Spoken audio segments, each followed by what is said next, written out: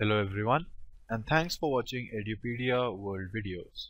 In this video, we discuss solutions to Part C, that is Mathematics, for the 2016 JEE Mains paper. We will be following the test booklet code E. Let's move on to question 84.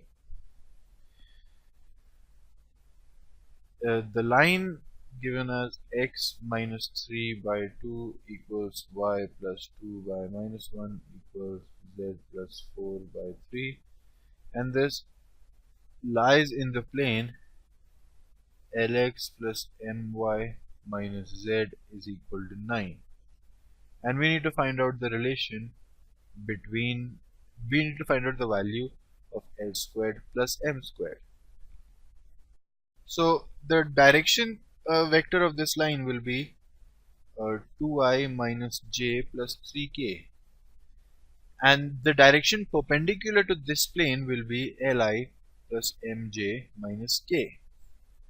And if this lies in the plane, then the direction along this line should be perpendicular to this. So this vector should be perpendicular to this vector. From that we get 2l minus k minus 3 is equal to 0, or 2l minus k is equal to 3. 2l minus m is equal to 3 rather. So this is the first equation, 2l minus m is equal to 3. If we can find another equation, we can get the values of l and m. Now if this line lies in the plane, then every point on this line lies in the plane. So we can just take any random point. If we take this is equal to 0 each, then the point we get is minus 3 comma minus 2 comma minus 4, and this point also has to lie on this plane, which means 3l minus 2m minus 4